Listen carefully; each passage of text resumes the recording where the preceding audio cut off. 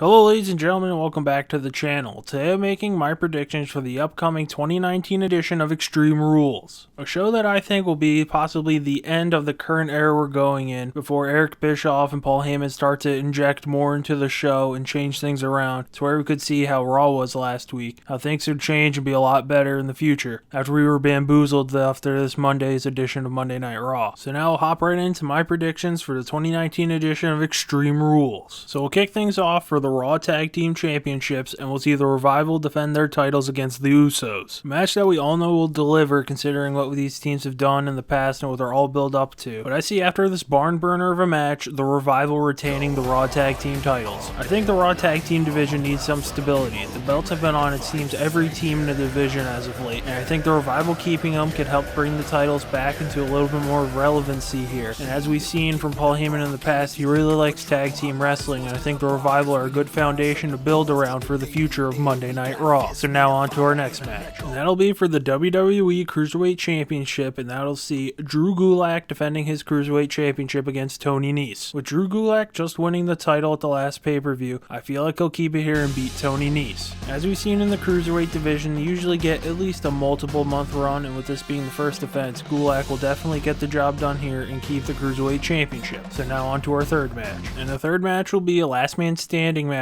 and it'll feature Braun Strowman taking on Bobby Lashley. I could see a double knockdown here where they both don't answer a 10 count and we don't get a winner here. But if I had to pick a winner for this match, I'm going to go with Braun Strowman to get the job done here. Braun Strowman's just been in this weird spot, even going into WrestleMania and after winning the Andre the Giant Memorial Battle Royal at WrestleMania. And I think this is rivalry with Bobby Lashley. This needs to end. Yeah, it led for a great moment on Monday Night Raw, but as we saw at Super Showdown, these matches aren't good and it doesn't seem like anyone cares about them. It took the crowd believing that these two guys almost just died for us to really get something out of this rivalry. And I think it just needs to come to an end at Extreme Rules here, and I think Braun Strowman winning and beating Bobby Lashley will put an end to this rivalry. So now on to our fourth match, and that'll be for the SmackDown Women's Championship, and we'll see Bayley defending her title against Nikki Cross and Alexa Bliss in a 2-on-1 handicap match. Before the rules were fully explained on TV on Tuesday night, I thought there was a possibility that Nikki Cross could get the pin here and win the title, and then Alexa Bliss would be mad, and that'll all lead into that. But since they're proposing co-champions, I think Bayley gets the job done here, and she probably pins Nikki Cross, and then Alexa Bliss flips out on Nikki Cross either on this show or the next night on Monday Night Raw to reveal Alexa Bliss's real true colors here. And this will spurn off into them two feuding, and Bayley will move on to someone new. So now on to the fifth match, the midway point of the card. And this will be a singles match between Aleister Black and Cesaro. I have very high expectations for this match. I think it could be one of the top contenders at the end of the night for match of the night. And I feel like with Aleister Black making his singles pay-per-view debut here and taking on Cesaro, who we've seen been going at No Way Jose, I see them just beating the living hell out of each other here. And then Aleister Black hits the Black Mass and wins here and beats Cesaro. Aleister Black has been stuck in a closet just yelling at who's been knocking on his door.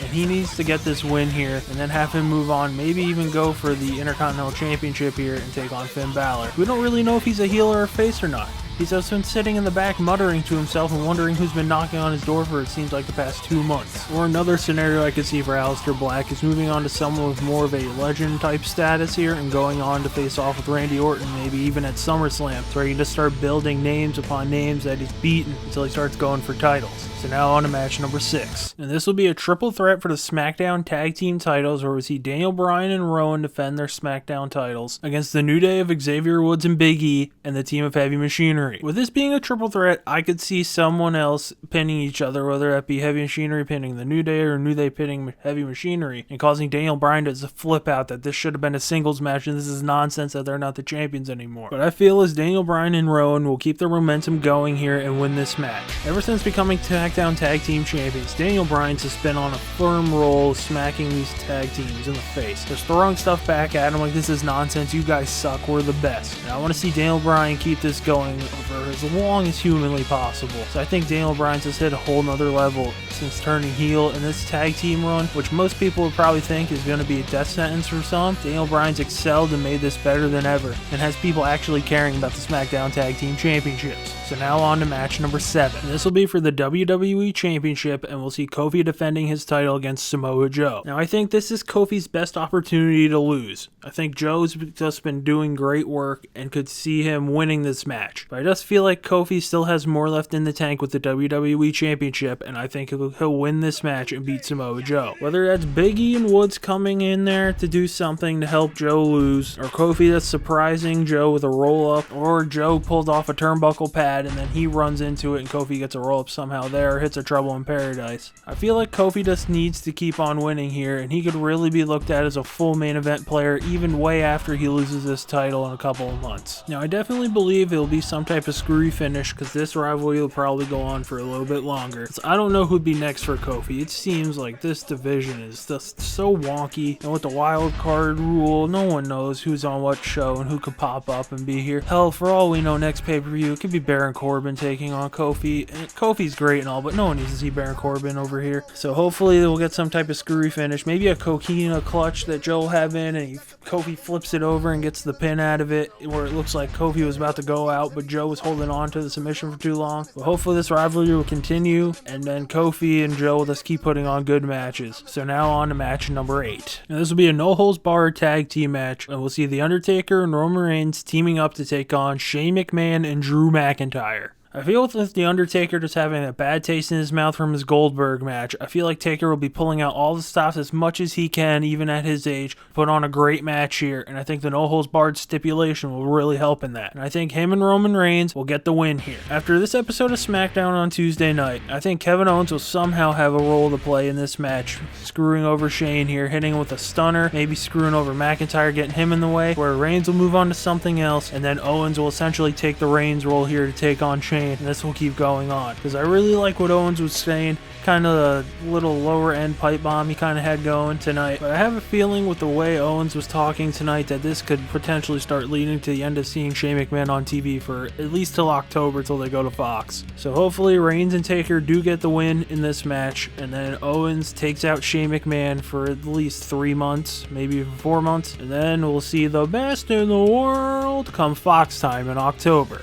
So now on to our co-main event of the evening. And this will be for the United States Championship, and we'll see Ricochet defending the US title against AJ Styles. Now this is my other candidate for match of the night, where as we saw on Monday, Ricochet can have a great match with a broomstick. So I feel like him and AJ just getting a good amount of time and no commercial breaks in sight, so they have to stop wrestling. I think this will be a really great match. And I think after Monday, where AJ laid out Ricochet with Anderson and Gallows just beating the holy hell out of him, I think Ricochet overcomes the odds in this match and keeps his United States Championship. There's a big part of me that thinks AJ will win this match, but just after seeing AJ just beat the hell out of Ricochet, it just makes me think Ricochet definitely wins. And I could see Anderson and Gallows kind of getting in the way, and who knows, it could be a disqualification to just prolong this. The US title has a feel to me of the Raw Tag Team titles, where it's kind of been hot potatoed around, like it was between Ray and Joe, and then Ricochet got in there, now AJ's involved. So I think Ricochet just keeping it on will just like help it, not people have to like scratch their head and dig through their mind who's the US champ. They'll know it's Ricochet at least for the next month, and then next time AJ and Ricochet tie up for that US title, then we can have a title change, and it will be one of the great matches that we know these two will put on. And we'll move on to our main event of the evening, and it'll be a mixed tag team match, which is being billed as the last chance winner take all mixed tag team Extreme Rules match for the WWE Universal Championship and the Raw Women's Championship. And we'll see the team of Becky Lynch and Seth Rollins defend their titles against Baron Corbin and Lacey Evans. Now, I don't know if I speak for everyone. I know I don't speak for everyone here, but I don't want to see Baron Corbin with the Universal title, and I don't really want to see Lacey Evans with the Raw Women's Championship. So I think Seth Rollins and Becky Lynch will win this match, and it will be Baron Corbin getting pinned by Seth Rollins here. My one hope for this match is, number one, that it's good, and then the one thing I hope comes out of this match is that we just